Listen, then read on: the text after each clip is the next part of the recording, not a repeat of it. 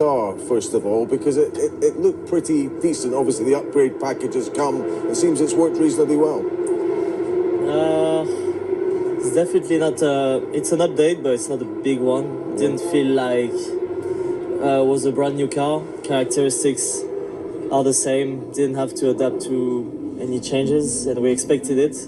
And they are working like they should. So yeah, it's a good day. Feeling with the car is good, so I'm happy. Yeah. What about that off at the end of second practice? A bit of a tailwind there. The curbs can be pretty tricky here. Yeah, I mean, I was just on the exit curve of 3, bit more throttle than previous lap. I lost it. I saved it, but when I saved it, I had 2 wheels in the grass, so I lost it again. So yeah, I think Sky is fine. So it's just a shame not to have completed the run. Yeah, and how much of the focus is necessarily on qualifying, given the significance of grid position here? Yeah, it's gonna be first of all, it's gonna be so close with the other cars. It's a really small track. It's a track everyone knows really well. So yeah, it's gonna be super tough tomorrow. Super competitive, and you can't really overtake here. So you need to make the most of it. Lance, you were driving the upgraded AMR 25 today. How was it? First impressions? The same. The same. So it's not this magic bullet that can move you up into the top of the midfield? No, I don't think so. I mean, we didn't expect it to be, so, small changes. Going into Friday night, do you have a clear direction or what you want to do? Because you were basically A/B testing that with Fernando today, weren't you? Yeah, we're going to see what we can do overnight to make the car better and go again tomorrow. Fernando, I know you didn't get to test the upgrades out there today, so how did you enjoy driving the Miami spec around Imola?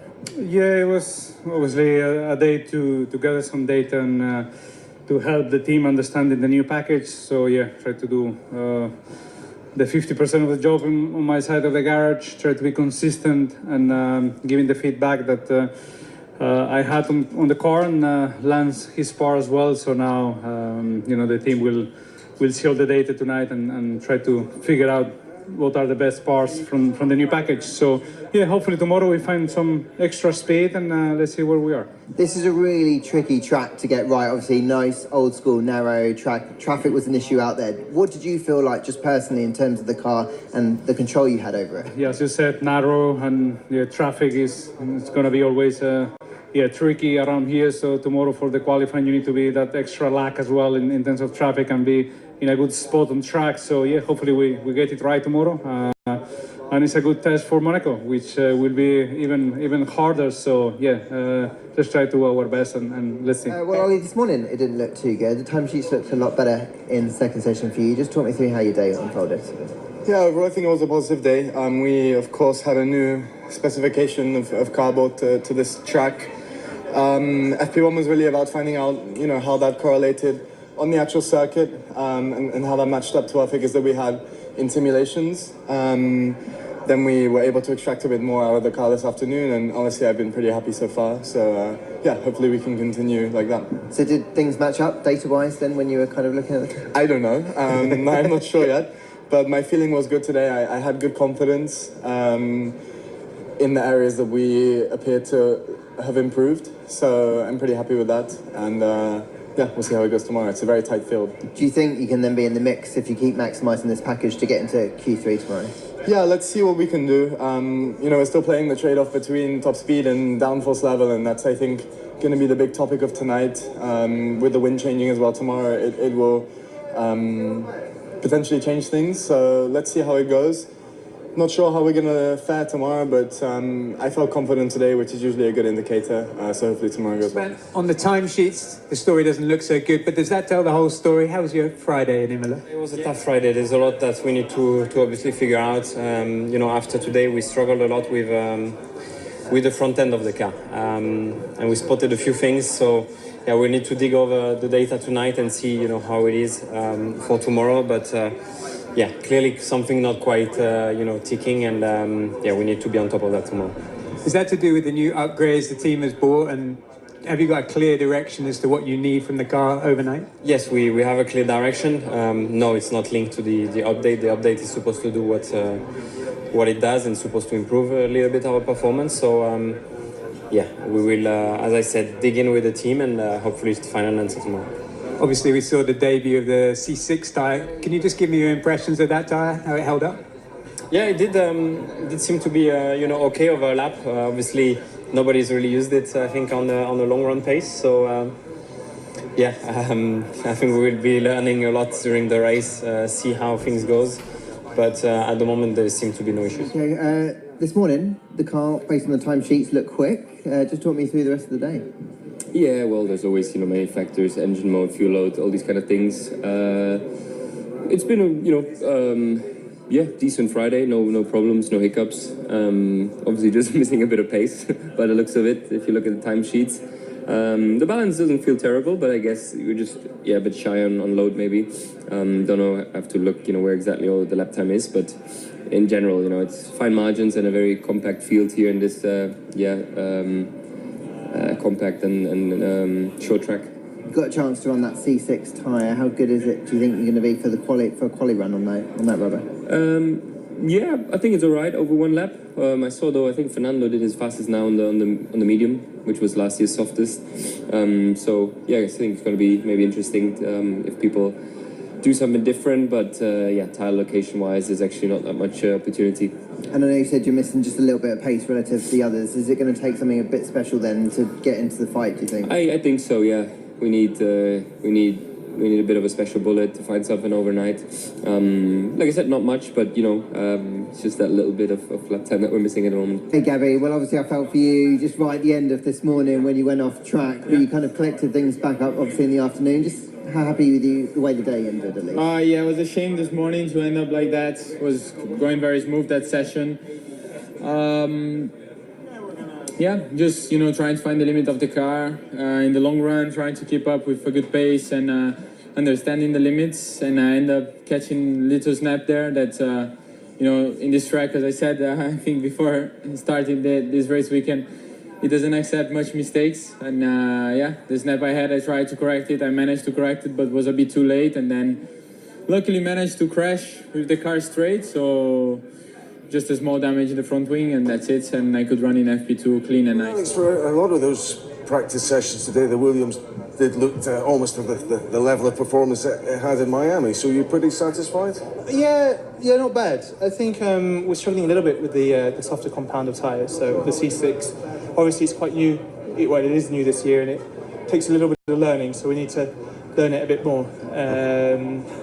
But honestly, the car's feeling pretty sensible around here, so so far so good. Is it essentially a qualifying tyre? I mean, is the race going to be still like with a softer compound full stop, isn't it? Is it going to change things the way Pirelli hoped, strategy-wise?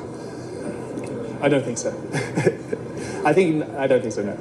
You think so we're still a one-stop? Possibly. Let's see. The mediums were really good there. So on our long runs, I think the mediums were performing quite well. So need to understand if we could last a one-stop kind of distance. But everyone was having quite low deg out there today. Just finally, briefly, jeopardy in the first round of qualifying. The congestion on the track looked like an issue for everyone. It will be an issue for sure. We're getting it ready for Monaco soon as well, so it's going to be the same thing. Obviously, 20 cars on track. Anything less than 5 kilometers of racetrack, especially on tracks where clean air is really important. We're looking for about 6-7 seconds of clean air, and 20 cars, 6 seconds. There's going to be cars overtaking each other, so it's part of the game. Obviously, the top teams can kind of play the safe route, whereas we might need to be a bit more risky. Well, Carlos, for a lot of today, the Williams looked pretty sharp, maybe particularly on the medium tyres as opposed to the soft. Would that be fair? Yeah, to be fair, or even on FP1, on softs we're also quick, but already balance on soft doesn't seem to be as good as it is on the medium tyres and in the long run. So it's something that we will try and work on for tomorrow, because qualifying here on soft is going to be fundamental. Track position is key, no? So we're just going to try and make sure that we understand better this C6 tyre that is, the car feels quite a bit different on the this tire. Yeah, I mean, congestion was an issue, traffic in the early rounds. Do you have a sense that you're in a similar position as you were in Miami, able to fight the Ferraris, for example, maybe? I think it will all come down to how much we manage to improve the car from today to tomorrow with a soft tire, how much we manage to understand that. We managed to find a couple of turns that we didn't seem to find on this compound, then we might be able to get ourselves in the mix. At the same time, you have also Alpine this weekend looking very quick. Even Aston has seemed a bit more competitive, so it's not like it's going to be an easy fight for the top 8. Yeah, you look quick out there today. I know Alpine normally go well here, but that was insane pace. Just talk me through how happy you are with what you delivered today. Yeah, it's been a very, very good Friday. From the first lap, I could tell the car was in a much better place than in Miami, and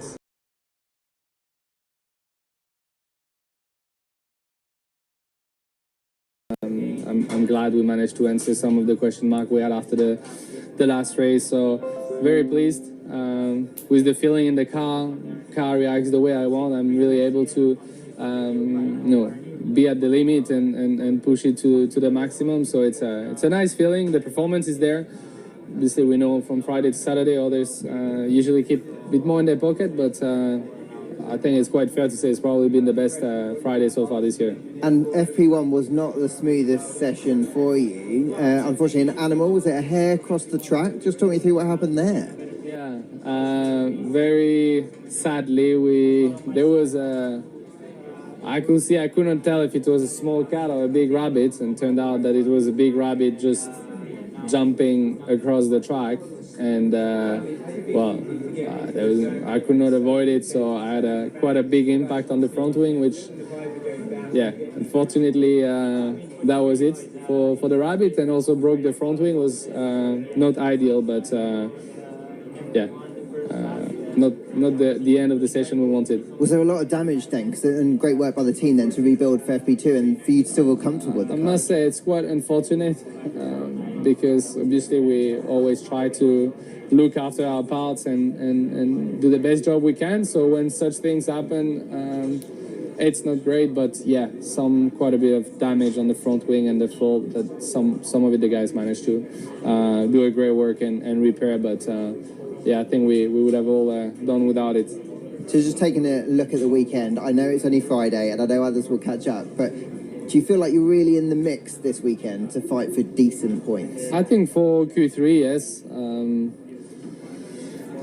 We know that the field kind of all come slightly closer together on Saturday, but with what I'm feeling at the moment, if we manage to keep that momentum, find a little bit more pace for tomorrow, I think we should be in the mix for the top 10, which is exciting. So I'm pleased and excited to see the rest of the week. Franco, it looked like you very sensibly built over the course of today and over the two practice sessions. So you're pretty happy at the end of today? Yeah, starting to be in a happier place. Still a lot to work with the car setup, with the tools as well, with the settings. But I'm starting to get a bit more comfortable in the car. Still a lot of things to learn and to get used to it, but building up, slowly, and I think by the end, I'm starting to be a bit more competitive. So looking good. I think the car is looking quite strong, especially with Pierre. So I'm sure we can do a good weekend both. It's tricky, the traffic out there. I think it affected everyone. It's going to be a bit of jeopardy in qualifying in the first round in particular, you sense? Yeah, for sure Q1 is going to be tricky with the traffic. It's we are going to need to be on it since the start. It's only 2 runs, 2 laps, and you've got to set both, in case one in the second one something happens. So it's just important to try to be on everything. We need to check today all the data late at night, and I'm sure we'll come with good answers and a bit stronger tomorrow with a good learning from today. Sum up your day. It seemed quite tough out there. We heard a lot about braking. Was that the key issue for you? P1 was good. I was really, really happy with the car in P1. I think felt like we had made a step forward and was feeling really positive. I literally changed like 2 of the tiniest things that shouldn't have had barely any effect at all. the smallest change probably we've done this year, and we had some brake issues that then made a massive difference, and so that was then a fight with that. That's been a problem. That's been quite a big issue all year, actually. So I've never had experienced that before. So that's a new thing for me this year. Okay. It's not the Carbon Industries versus Brembo transition you're having. Is it something you can sort out overnight? It's not the transition. It's the performance of. Is it fixable overnight? I mean, what sort of expectations do you have for tomorrow? I mean, it's a lottery. We will roll the dice, and you put one on and it works, and put another on and it doesn't, and we'll see. So I hope tomorrow we figure something out. We're working on it for sure. First things first, how are you feeling after missing yesterday's media day? I mean, I'm feeling a lot better. I mean, 2 days ago was pretty bad. Yesterday was better, still not 100%, but today I'm getting there, so better. It didn't sound like you were 100% happy in the car either. Talk about your helmet issues, you had brake issues. Was it just a difficult day overall? I mean, the whole FP1 was very tricky. We've had some different problems. FP2, we put everything together a bit more, and it was feeling better on my side, but still we are lacking performance, and we know, I mean, our weak point at the moment is the qualifying pace, and we still need to work on that. And of course, it's such a tight track that qualifying is so important here. Do you have optimism for tomorrow that you can at least find something to help put you in a better position for Sunday's race? To be better than today, yes. To go and take pole, honestly, I don't think we've got that in the car for now, but the race pace was strong, so that's positive, but it's also a track where overtaking is very difficult, so we've got to focus on our qualifying pace. That's where we are putting all our effort into, and I hope that will pay the price for tomorrow. Lando, nice to see you pushing the limits out there. The car looked fast. Just talk me through how happy you are with the job that you did today. I think pretty happy today. Difficult track just to get in the rhythm of things, just fast, and this is a track all about kind of like timing and getting everything perfect, which is not easy to do when you're going at the speeds that we do, but yeah, therefore a fun day. I think we made some improvements, and hopefully some more to come for tomorrow. Even kind of with all those challenges and things to come, you were so close in terms of times with Oscar. That must give you a lot of confidence when you find those extra kind of, you tidy things up a bit. You must be in the real fight. Yeah, I mean, I'm sure he's going to find things too, you know. And you know, FP2, we always look good. We always look much better than everyone, and then we get to qualifying and they catch up. So, you know, I don't think we're in a comfortable place. We still have work to do. Alpine were quick. They've always been quick here. And I'm sure, you know, Red Bull will catch up, and Mercedes will be on it, you know, just when they turn their engines up. So nothing to be comfortable by, but I think a productive Friday. And I know you've been working a lot behind the scenes just to kind of just help yourself understand this car a bit better. Was this like another day where you felt like you were making a bit more progress with that?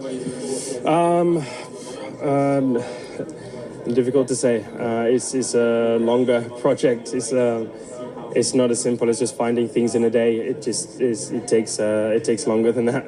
So no, we're still working. On the face of it, it looks like a pretty solid day. Did everything go smoothly from your perspective?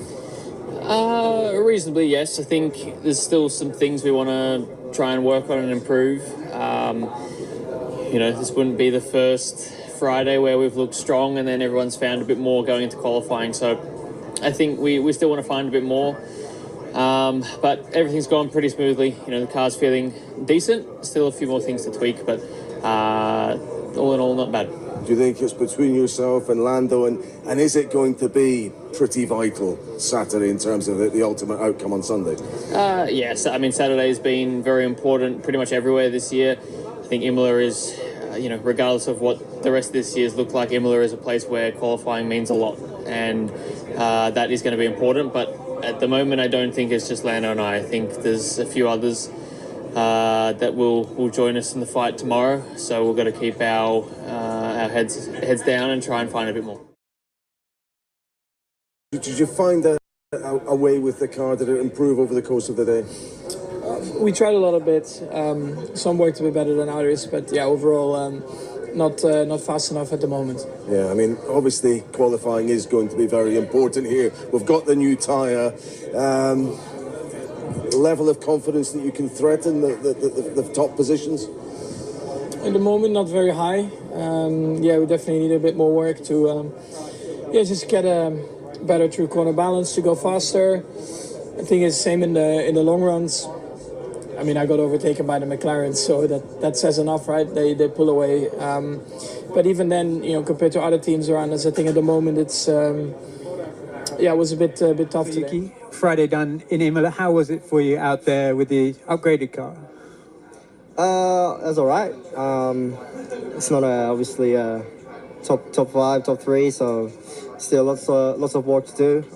But I think overall, positive day for today. Obviously, had to nail it down for tomorrow, but we know the limitation, and we just had our first long run, and yeah, it's good that we saw some limitations there as well, which I think is slightly bigger than probably short run. So yeah, we will definitely put it all together for tomorrow to combine each other between long run and short run. Coming into the weekend, McLaren were trying to play down their advantage, but they looked to have a clear step over the rest of the field. Was that a surprise to you, and do you think you and Red Bull can do anything about that in qualifying tomorrow? Still, this day just to say gap between McLaren and yeah, I think at P2 it's kind of usual story that we're quite close, and qualifying or race either they're able to make a step, so we'll definitely focus to our side what we have to improve, and yeah, at least myself, I just have to focus myself and just keep improving. Busy weekend for you already, but talk to me about your pace in Friday practice. How was it for you? It was quite messy today, to be honest. The single lap I never really put together. In FP2 I did a mistake on top of the chicane, and then second lap just couldn't cool down the tires enough, and just the grip was not there anymore. So obviously pretty messy, and obviously it's not ideal, but I know where I need to improve for tomorrow. But something that was positive today was single long run pace. I think the long run on the medium felt pretty good. So yeah, looking forward now to tomorrow. Have you got an impression of what you're going to ask the engineers for overnight, just to get the car really dialed in for qualifying? Well, definitely, I think from FP1 to FP2, the balance was in a better place. Obviously, we need to do some adjustment, but as well on my side, I need to improve. But I think, overall, we're on the good way. And now it's down to me for tomorrow. And finally, has it been easy to get into the zone when you've had so much attention, so many fans delighted to see you here? When the visor goes down, can you get in the zone quickly? Special to race in front of all the tifosi, and in FP1 the first lap, was incredible to see so many of them in the grandstand, and of course it's really nice to see. But yeah, every time I put the visor down, I always try to get as much as possible in the zone in order to do a good job. Got a Friday practice under your belt. The car looked good for that kind of way you think you're at the minute. Yeah, I think that's a few surprises out there. Gasly put in a really strong lap, and that was a bit of a surprise. But there's a lot of tyre degradation. Obviously, we've got the softest compounds here, first time of the season, so that sort of spices things up a bit. But we know McLaren generally seem to extend their advantage in those conditions, and I had Oscar in my sights, then I didn't. So that was a little bit, he sort of passed Max and went off. So yeah, that's just where we are at the moment as a team, and we know our fights with Max and the Ferraris. Was you a little bit closer on race runs, do you think, to McLaren? No, probably closer on quali pace than we were on the race runs, to be honest. I mean, I've literally just jumped out of the car, but we're just going out there. We've got a few new bits on the car, seem to be performing okay. We're not setting the world on fire at the moment, but it's we've just been trying to be consistent and trying to pick up those points while we can. But it was nice to be back out in Imola because it's a really great circuit, really fun to drive. Fans are amazing, so that was a joy. And you mentioned that C6 tyre. Yeah. What kind of feel did you get through out there? Because it looked tricky. It was actually in the quali run. It was pretty good, to be honest. I remember when Seb did an interview 6 years ago in Monaco about using the Hypersoft for the first time. So that's sort of where I'm thinking as well. I think you know what I'm talking about. But it was good fun. It was good out there, and as I said, I really enjoyed just driving the circuit again. But we know this tyre isn't really suited to a track like this, but it mixes things up a bit, so that's what we want. It's not a home race for McLaren, but it is a home race for you. You must have great memories of Imola, and I'm thinking of battles when you were at Ferrari between Michael Schumacher and Fernando Alonso. Just tell us how special this one is for you. Yeah, definitely a special venue. It's, you know, like I work in Formula One, but I also have quite a lot of passion for Formula One, and Imola resonates with this passion, let me say. First of all, from a circuit point of view, the layout, the fast-flowing, a narrow track like you don't find many of, like Suzuka is another one, quite unforgiving. As soon as you make a mistake, it can be quite penalizing. They're going up and downhill. So I think it's great for the drivers, it's great for the fans, and we do hope that this venue will keep staying as part of the calendar for the future, because this would be fantastic for Formula One. You talked about memories, and you mentioned the battles with Fernando Alonso. Yes, they were very interesting, and interestingly, they were opposite side in 2005, 2006. So it goes back in the years, but I would like to take this opportunity, especially for the younger fans, to go and take back a look at those two races, 2005, 2006, because that was, I think, in both cases, one of the closest racing we have had in dry conditions. For me, a couple of additional memories. 2003, this Imola, I'm particularly attached to that race because it was the season changer in the championship with Michael Schumacher. After a difficult start, we won here in Imola. I do remember very well that weekend, like if it was yesterday, and then the season changed after that success.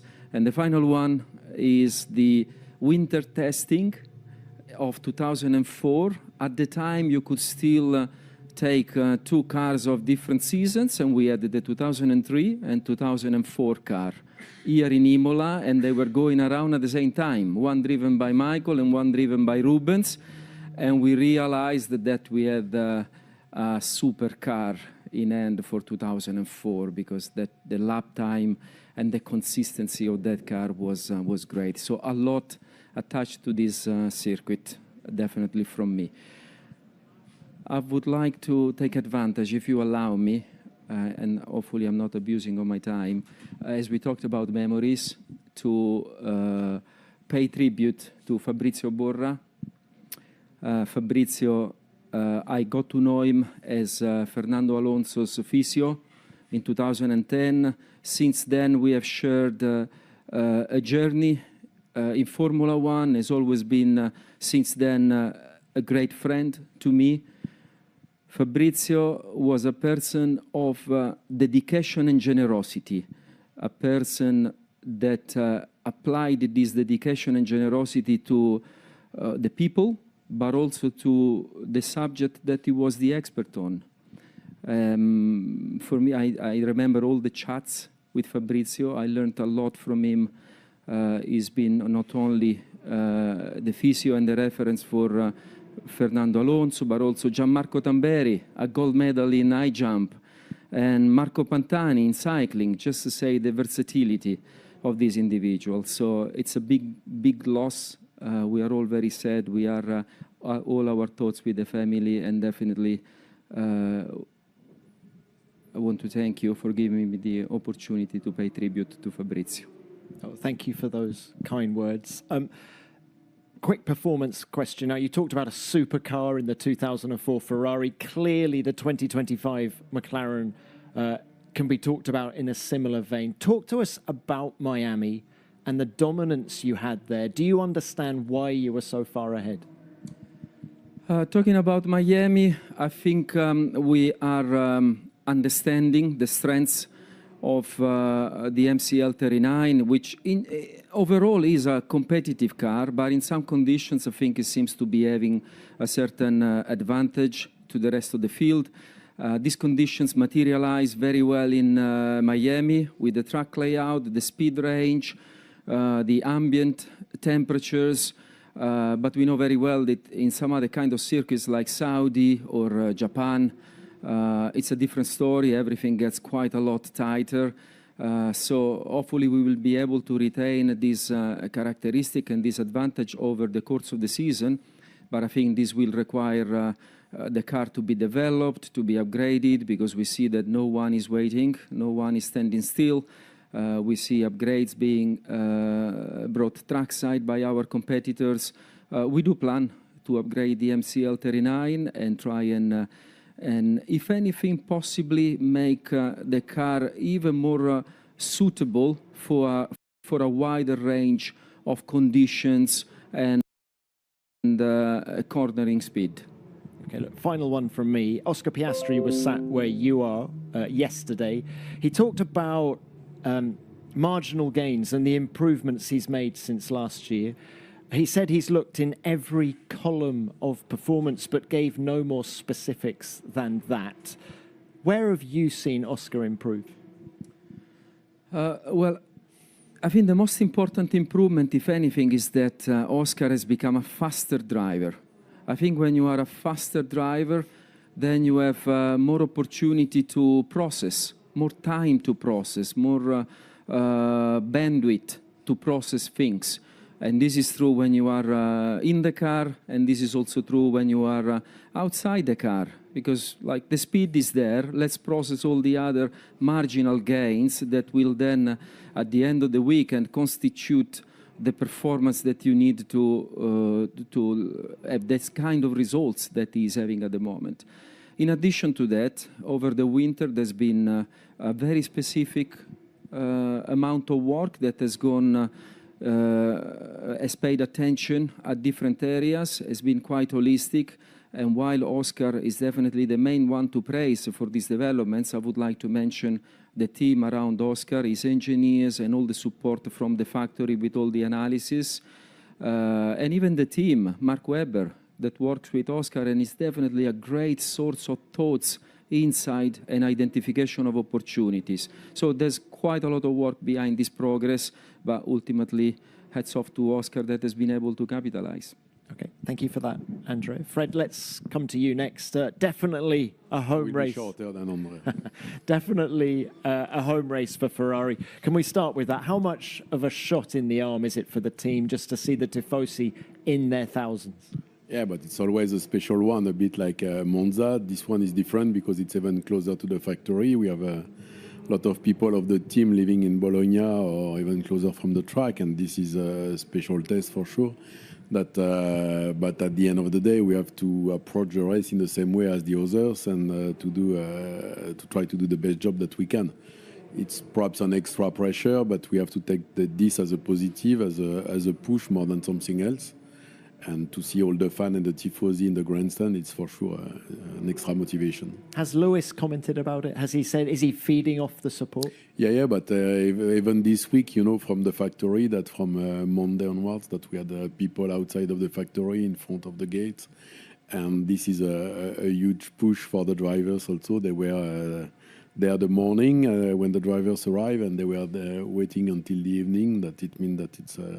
No, I want to take it. And I think the driver is doing the same to take it as an extra motivation and a good push. Let's talk performance now. You said yesterday that there have been occasions this year where you've left a Grand Prix feeling you haven't extracted the maximum from the car. Just how much potential does it have, and why is it proving so difficult to get that performance? But I think except McLaren, who is flying, that we are all in the same situation, that sometimes we are in a more or less good shape and sometimes not. That if you have a look on our performance, I think in Jeddah in the race we were in a very strong position, that I think we did a very strong stints. And in Miami it was not the case at all. It means that we have to understand this and to do a better usage of the car and the tires if we want to be more consistent and to try to catch up a little bit on McLaren. You mentioned Miami. It was a frustrating race for the team on many levels. You've had a bit of distance from it now. let's start with the radio traffic. What lessons were learnt about that? We don't have to learn something. That I took a decision. I think it was the good one. And then we explained the decision to the drivers. We checked the end, and the chapter was closed. The chapter is still open for you, but not for me. All right, well, let's throw it forward to Monaco. Charles dominated that race last year. How much confidence do you go to the Principality with next week? It's not a matter to be confident when you go somewhere. It's a matter to do a good job and to prepare very well the event. That we know that Monaco is a one-off, a special one. That, but the situation is a bit different compared to last year. That means that we have to do the best for Monaco, but exactly the same way that we are trying to do the best in Imola, and everybody will push for Monaco. That it's not that it's because it's a special one that you have to do more or better. That you know that we are all trying to push on every single event of the season. For sure, for Charles, it's a bit different because he's at home, but I think now 85% of the drivers are at home in Monaco. That it's not anymore the case of the past. But for sure that for Charles it's a special one. For Lewis it's a special one. But we don't have to pay too much attention to this. We just have to prepare the event in the best way. Okay, Fred, thanks for that. Tim, let's come to you now. Welcome to the FIA press conference. Nice to be much. back at a team having done a stint at the FIA. Yeah, no, it is. Don't laugh, Fred. No, it's you know, my time at the FIA was fantastic, to be honest. You know, it was a real pleasure and an honour actually to be you know, helping with the teams to run the sport as well as kind of shaping the future of the sport. And it's, you know, it's a fantastic place to be. You get to learn a lot of what's going on. You feel that you're giving a lot back in terms of the direction of the sport.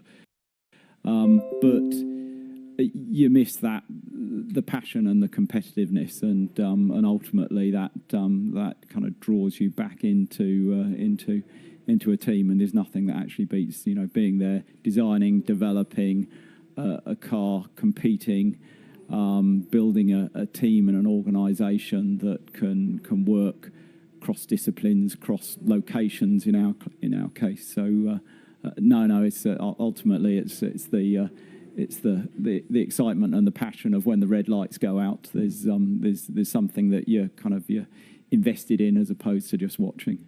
You use the word competitiveness. This year's car is clearly a very good one. How much potential do you think it has?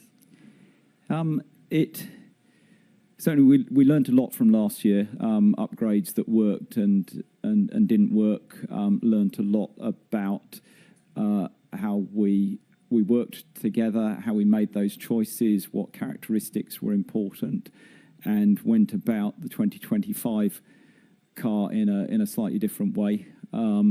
We also recognised during 2024 that our race pace wasn't good enough. You know, we were qualifying well, but spent our races, you know, sort of defending as opposed to consolidating our position, and we built on those over the winter, and concentrated on providing a car that not only had you know, a load improvement, but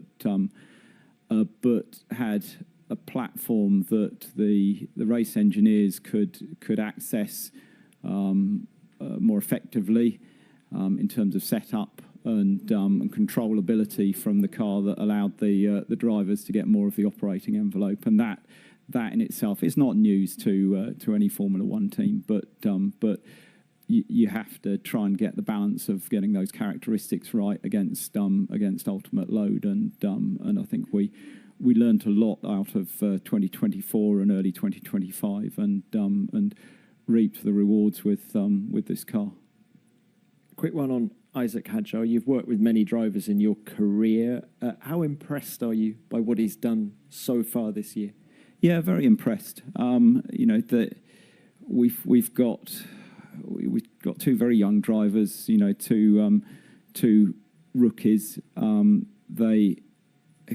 very capable coming out of Formula 2, but they have a lot to learn, just both in terms of the practicalities of going racing, but also how to get the most out of these cars. You don't just go and drive them. You have to manage out laps in terms of preparing the car, the tyres. You have to manage tyres during a race, and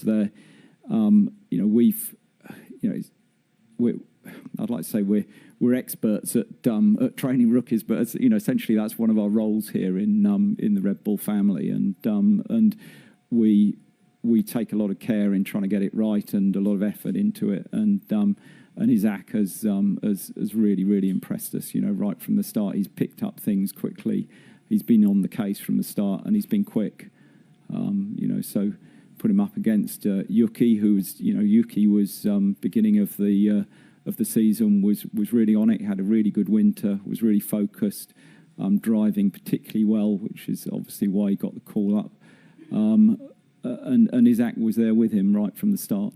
So, no, very impressed. Okay, Tim, thank you for that. Let's open this to the floor now. Who's got our first question? Ian, please. Yeah. Thank you, Tom.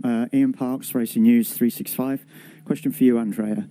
Since McLaren pushed its way to the front, started winning races, won the Constructors' Championship last year, various rivals have made claims against the team as to why the performance is so strong, wing flexing, water cooling of the tyres, for example, but you've always been cleared. Do you draw any satisfaction from the fact that those rivals have yet been able to unlock the secrets of this year's McLaren? Let's say I would like to adopt the angle of your question in trying to answer on this topic, which can be answered in different ways. Let's say for us it's good news when our rivals get their focus rather than on themselves onto some of the aspects that allegedly are present in our car and that effectively they are not even present, and that certainly even if they were in let's say flexi wings, like a front wing deflection like everyone has, have nothing to do with the reason why McLaren is very competitive. So I hope that in the future there will be more of this kind of sagas, because it means that our rivals keep focusing on the wrong things, and this is for us just good news. It's just helping our quest. Diretta Colombo Automato, a question for the three of you. What do you think of Carlos Sainz Sr.'s potential bid for the FIA presidency? Who'd like to start with that? Fred, why don't you start? I have a huge respect for Carlos Senior and Carlos Junior also, but Carlos Senior, I worked with him a couple of times in my life. But then I don't want to enter in position, and it's not my job to take position on the election. That I have a huge respect for him, but it's another matter. Andrea? To be honest, I don't have much to comment. I think it's a matter that has a lot of subtleties. What's important for me is that we have a good process, and this process will lead to the best interests of FIA, F1. It's very, very important that we have proper governance and great leadership from the institution that lead the sport. Tim, anything for you? Yeah, from my side, I mean, obviously, I've got recent experience at the FIA. Everything I was involved with was kind of mainly outside of the presidential activities and the Senate. And what I can say is that, from my experience there, the governance side of it under Nicholas and Tim Allian Sporting and Francois Sicard and now Jan replacing me. That's a great team, and it is a very difficult job, but they do a really fantastic job of it, and not just going on their own. Sometimes you actually have to force things through, but at other times, most of the time, we tried to work very collaboratively with the teams. But on Carlos, I'm afraid I don't know him particularly well, so I can't really comment. Okay, thanks to all three. Who's next? Yeah, Umberto Zappelloni, a question for Andrea Stella. Andrea, during this year, there will be a moment in which you will give a team order to Oscar and Lando, or they will always be free to fight each other? The matter of the internal competition between our two drivers is a matter that we face using our racing principles and approach. These principles have been put together not only by the team itself, but also with the contribution of the drivers. Definitely is very much based on the several good conversations that we have had as we have been going through this journey together. These principles and approach, which I'm not going to disclose just for a matter of protecting our IP, so far have worked very well. They would not be working so well if we didn't have two drivers like Oscar and Lando, that not only they are very fast on track, but they are also two great individuals. And I've seen this several times. I see this in the way they race. There may be situations in which we are challenged as a team, in which the internal competition gets very tight. We might have to give some direction from the pit wall. And actually, internally, we don't even say if, we say when, because the business is so complex, Formula One is so difficult that you will have this situation. But for me, what's important is that we stick with these principles and this approach, and that we react as a team in the most constructive way, something that having Lando and Oscar on board makes me be quite confident that it will be the case. Thank you for that. Over here. Leo from Brazilian Grande Premio. Question for Andrea. McLaren has a good chance of winning both championships this year, but how do you plan to manage the performance as others, probably yourself too, will switch more and more to 2026 car? I think the way we are managing this, to be honest, I don't expect this to be very different from what's happening in the other 9 teams. We are still definitely keeping interest and momentum on this year's car, because like I said before, we are not giving anything for granted. We need to improve the car, especially in some conditions, and we are planning to do so with some upgrades. At the same time, there's so much to do on the 2026 that pretty much from the 2nd of January, we were working on the 2026 car. At the moment, we've been trying to use the resources we have in the most logical and efficient way, and at some stage, we will shift our focus entirely on 2026.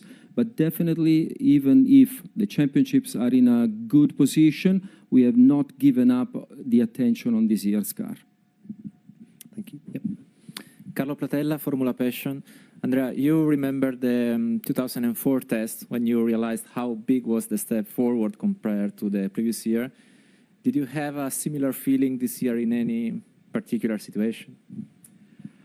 You know, like we need to go back to 2004. That car won 12 of the first 13 races with Michael, and the only one that we lost was because Michael crashed with Montoya under the tunnel in Monaco, while Montoya was actually 1 lap down during a safety car. Otherwise, likely we would have won 13 out of 13.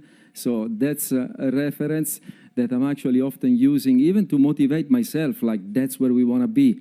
But I don't think this will happen this year. So there is hard work ahead of us to make sure that this happens in the years to come. But I think we are a few steps behind compared to those kind of references. Thank you. Back. Luke Smith from The Atletico. Andrea, another one for you. Tim or Fred, if you want to chip in, by all means do. Monaco going to mandatory 2 stops from next week. How much extra effort has had to go into preparations for that? How much of a change do you think it's actually going to make on the race? And how many curveballs do you think it could provide for the field? In fairness, like you approach it in the same way, with the same tools, with the same kind of thought process, compared to how you would approach an event, let's say. Simply, you just have more constraints, so you have to make some adaptations in terms of how you approach this. But in itself, I think it's interesting. After the race we had last year, a little bit of change is an interesting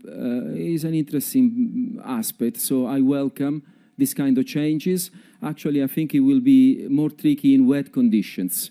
So for dry conditions, I think it's just It's just interesting for what could create some situations that may be a little awkward, but we look forward to it, and like I say, I welcome the change.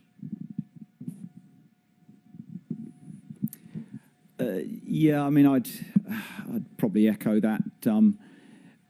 It's going to change things, but you know, we just work through it with our normal strategy tools. It's just another, for us, I think it's just another constraint. Hopefully, you know, the main purpose of it is to make the race more exciting. You know, what we don't want is one stops and processions, and I welcome the effort that went into it. There were lots and lots of things that were suggested. We've been talking about it for many years, and I think really, if it does work out as success, then congratulations to, you know, the teams, the FIA and Formula One that worked together to come up with the package and the idea. Okay, thank you for that, Johnny. Jono from the race. To Andrea, on the advantage.